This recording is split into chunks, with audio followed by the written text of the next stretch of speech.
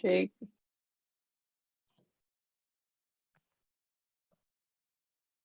Boom. Yeah, I think we're good. All right, Raleigh, you're saying the course. Yeah. The course was kind of the test of fitness. Yeah. Did that make sense? Yeah. I mean, I think it's something that Jake has said. I mean, one of the things is in biathlon too was like JT Bow and QFM were pretty far in front of the field, like compared to other races earlier this year. I don't know. Do you want to share some of the Sure. thoughts on what Jake, you said? what are the I thoughts guess from in being there? biathlon, I thought like fitness was just magnified so much. I think this was a course where like if you could work continuously, you were just rewarded so much more. Whereas like normally, you know, maybe you push over the top of a downhill, you know, a couple times to try to like keep some speed, and you know, you might do it a little bit better than someone else and gain a few seconds here or there. This was on biathlon side, it was a course where you gained all your elevation in a long gradual climb, like 4 or 5 minute working section, depending on the race. And then you lost it, not in just like one downhill, but in kind of this like flowy set of transitions where if you watch Quentin Fiume, especially, he was just free skating all of them. He was never like tucking. He was continuously working and just picking up time on people. Whereas like the rest of us kind of mere mortals were like tucking and using the opportunities to try to like recover a little bit, at least, because once you went under there, it was pretty tough. So I think that you really saw in the ski times in biathlon and allowed guys. I mean, Quentin Fiume in the pursuit, he shot incredibly too. So it was just like not even really a competition then, but certainly he maybe could have afforded to miss a few races because of his fitness. Like the individual, he won with missing 2, right? So, but in the Nordic side, I think both of them, the slow snow and the altitude combination and the cold, it felt so much worse than regular altitude for some reason at the same height, like Antol's same altitude. But this was much harder to breathe, I thought. And I don't know if it was just because it was more taxing on your lungs to breathe the cold air, or maybe some sort of particulates in the air. Not sure. But what was most interesting to me watching the Nordic races was, and this is just going off of what you were saying, Raleigh, is the inability for pack work to really play out in the mass start races. Like normally you see, you know, it's really hard for a guy to get away. And here it was like the opposite. Like if you were fit, you just skied away from the field. Nobody could do anything about it. If you were Bolshinov or Niskanen and Johaug in the first races, and then later on too, even the only thing where you saw that really start to hurt people, I think, especially was the women's 30K when it did string out, and then you saw Ebba Anderson just on her own fighting like crazy, and the whole pack coming to get her in the end. I mean, she skied a much more impressive race than all those girls that passed her to finish 3rd through 7th or whatever it was. But I think that was more the win, finally taking kind of those individual souls. It really a lot harder to fight the wind out there on the cross country course. But in terms of the slow snow and the altitude, it made it really hard for a racer who's really good at skiing in a pack and skiing maybe more technically well, like Raleigh was saying. All those factors I think factored in to hang on and win. I think about a racer like Everson maybe as someone that encapsulates it. I don't even know if he ended up racing. Raleigh, do you know? Everson? He raced the relay and kind of got He raced the relay. Okay. In his leg, yeah. But he encapsulates the guy who's good at high speed for me. He's a fit guy, but he's good at high speed. He's good in mass starts. These courses are going to favor a Bolshinov over an Everson. They're the polars for me. Yeah. I thought one of the races that stood out to me, Raleigh, and you mentioned Klæbo and his being able to close well, was just the pacing strategy in the 15K Classic. Because a lot of those Norwegians were pretty far back at like the first couple splits. And Klæbo, I forget what place he was in at 5K, but came on very strong. And same with Holun, who just finished a little bit out of it, and one of the other guys too. But all the Norwegians were kind of far back. And I think Klæbo was like 27 seconds back for split or something crazy. Yeah. 1 point. But just obviously closing very well and doing kind of perhaps the altitude pacing job a little bit better than other folks. I think we got to celebrate the American women. We'd be remiss to not highlight Jessie Diggins' individual medals and the effort she put forth there. it was really cool to see. I mean, great to see it come together for her in that way in both the sprint and 30K. Yeah, I also Rosie. I mean, Rosie was a tremendous skier. She was on my fantasy team. She probably did better than I thought, but like, I feel like she is just such a consistent, such a strong, just very good. I mean, world-class skier at this point. I think she got top 6 in 5 out of the 6 races.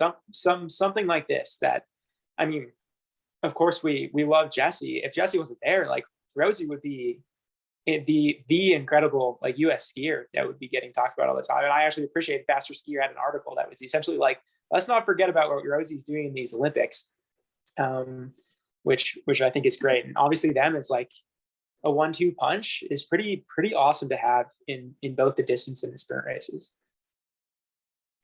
Yeah. I was so impressed by Rosie skiing all the way through. I was really bummed that Jessie and Rosie didn't both have like an average plus day for team sprint, because Rosie skied her classic leg just out of her mind for that race. That was the best that I have ever seen her classic ski. And like technically that's the best that I've seen the American women classic ski. It was just unfortunate for Jessie that she had a little break in her really top tier form during that competition. I think it was really interesting to see over the course of the races, like we were talking about, how different people attacked. And I think that you had to be equally confident in your ability and equally confident in your strategy if you were going to try and make a move early or be aggressive at the start, or really take like the big time negative split approach like Klæbo. Yeah. And so in the end, I'm not super sure that it mattered that much. I think that sort of once the first competition started and we kind of got a glimpse of like what the course was going to do and how things were going to unfold, it was pretty clear which attributes were going to reign supreme. But it's still interesting to see how the competitions played out. My other interesting takeaway from these races that we should not forget about was Ben Ogden's inclusion to the semis after the disqualification of the Chinese skier, I believe Fang, who he skied like through. When I say through, like occupied the same space as like 2 other racers, and seemed like he was going to be in the semifinal. And then Ben was the next person in line after he got DQ'd. I think that like NBC missed that. I tried to find the video and go back and watch it. But that dude was just in the final in Lati. And crashed out. And so that would have been a story had he not been DQ'd and there had been a Chinese athlete in the sprint final. Honestly, unbelievable that he was able to qualify that well and get into the rounds and make a move like that, because I don't think he's raced World Cup for like 2 years. So to not have like that level world-class competition, train and race other people not at the elite level and then pull out a performance like that at your home Olympics, it's pretty unbelievable. Yeah, that was incredible to watch. I mean, I was wondering the same thing because I didn't think I knew of this guy.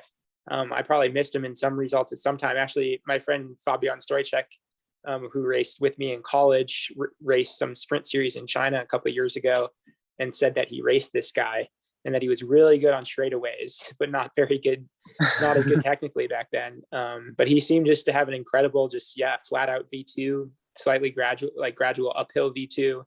He went out of the gate like a rock star, and then kind of got gobbled up, and then seemed to find some extra energy going up that hill. And then, yes, as you said, occupied the same space and made the Norwegian guy, I forget exactly who it was, fall. But still, nonetheless, to see that level of skiing was cool from from that guy.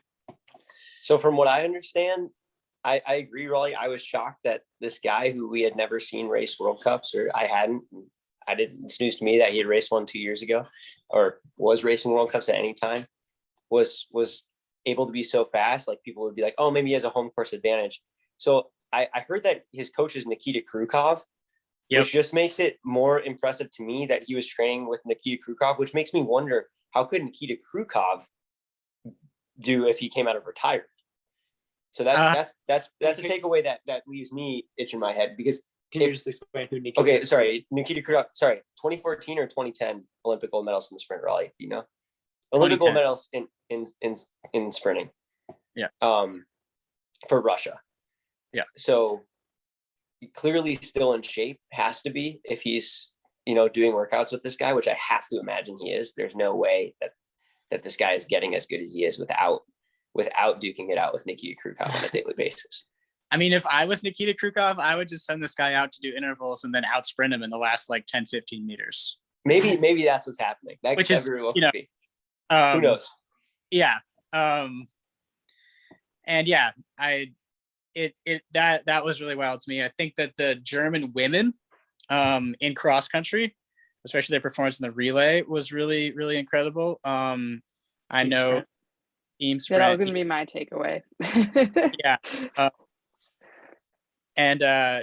Why don't you tell us about it, Kelsey? Because I watched it not live. No, please. Okay.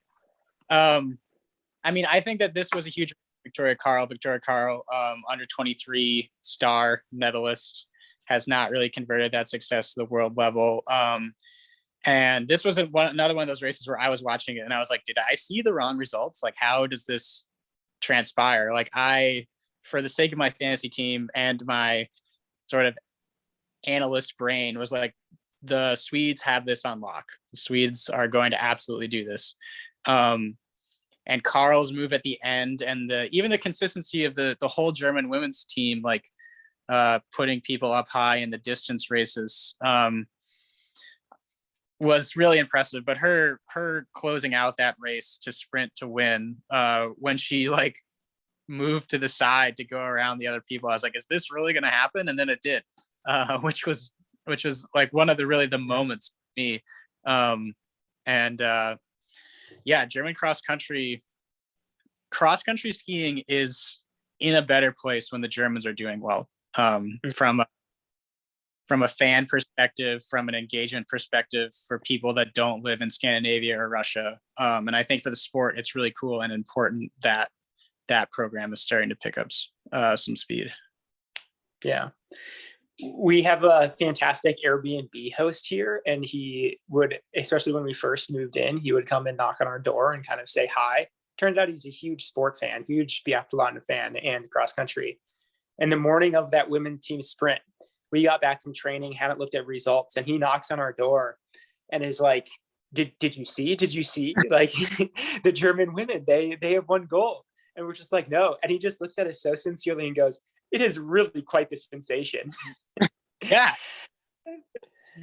And it made my day. It made my week, perhaps. It was incredible. Just the enthusiasm, of this singular German fan who perhaps represents a nation, who got behind this women's team sprint team. Is that a quote that's going to be on your phone? Come back to. Yes, I might. Yes. Starting a podcast, I hope. Yeah. This is really quite the sensation. So good. Yeah.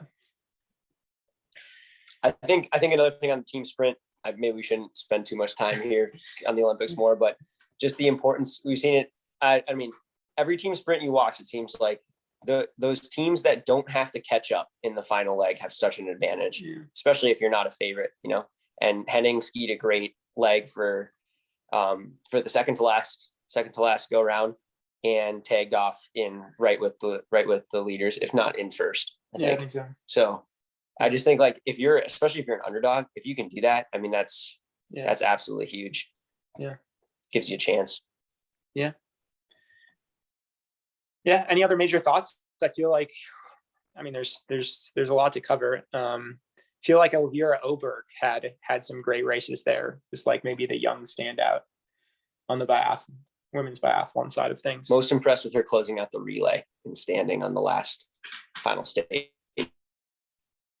you know that she was feeling the pressure of her teammates to do that. Yeah. She did well. So Yeah. Cool. and she was on your fantasy team. And she was on my fantasy team, so that's good.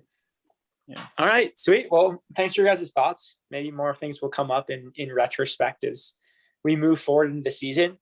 But I mean, looking forward and looking presently, in fact, we have World Cups happening now. Cross country is already back to racing in Lottie. There is a sprint race and then a classic distance race today. Julia Kern and Jay Diggs were both in the top 5 of qualification in the, whatever it's called. Prologue? In the prologue for sprinting 3 yesterday. women in the top 6. What was that? 3 women in the top 6. They were 2, 4, and 6, I think. Oh, 2, 5, and 6. Wait, I have this written down. They're in the top 5. 3 women in the top 5, actually. If what I wrote down here is true. And then Rosie, I think, was 5th again today, or 6th, just continuing impressive form. And then for the World Cup for cross country, they go to Drammen and then Oslo for the Holmenkollen and Falun. And then they're supposed to go to Russia, and I don't know if that's getting replaced or just canceled. Biathlon goes to Kontiolahti in Finland, and then Otepää in Estonia, and then closes out the season in Oslo. So we'll be looking at kind of these next 3 weekends of World Cup racing, both on the biathlon and the cross country side. All in Scandinavia. All in Scandinavia. And the Baltics. Yes. And then, the Super Tour is off after the Birkie until Spring Series, the Distance Nationals, which are in Whistler, combined with Canadian Nationals, March 20th to the 27th. And then I know we haven't talked about college skiing, but I just wanted to throw out there that we're in the final stretch, and all colleges are now done with their regular season racing after today, Sunday, and NCAAs are in a few weeks at Soldier Hollow in Utah. And there's so much going on. U23s, World Juniors for both Nordic and biathlon. Biathlon at Soldier Hollow and Nordic in Ligna. You know what I'm saying? Yeah, I think that's pretty good. Thank you. Norway. Ligna. Yeah, and we cannot cover that all. So hopefully everyone out there is doing a little bit of research and following themselves. I know there's a live stream out there for some of these races for like the World Juniors and U23 championships. So I can do a quick 50. So there is live stream for both World Junior U23s for cross country and biathlon. There's been some really good results, some really consistent stuff. Emma Sturtz 17th in the individual with 1 miss in the women's race. Lexi Madigan 24th and cleaned an individual at World Juniors, which is really, really cool. Wow. And then in the sprint, all 3 junior guys were in the top 30 that's Vincent Bonacci and Bjorn Westervelt and Maxime Germain. And 2 of those guys missed 2 and 1 of them missed 3. So that's really great international level speed. And then Aurora Kramer was 11th in the youth women's sprint with 2 misses. That pursuit just happened and she missed 5 and dropped back to like 17th. But as far as 15th, as far as World Junior go, and to do that at home is really cool. So excited to see what some of those age groups can put together for the relay, and really cool for US Biathlon, and especially for those athletes to race a race like this at home. And then I believe it was junior women, I think, were 3rd in their relay. And junior men as well. And yeah, junior guys were also way up there. And so, yeah, I think that it's always reassuring to see the next generation of athletes come up, and we'll see more from them and maybe talk about them more on a later episode. Yeah, cool. Thanks for the update, Raleigh. Thanks for all your guys' thoughts, and we will look forward to the next episode. Absolutely. Go Thanks Sprigs. all. Go Sprigs. Should we stop recording? Sure. It's up at the top left.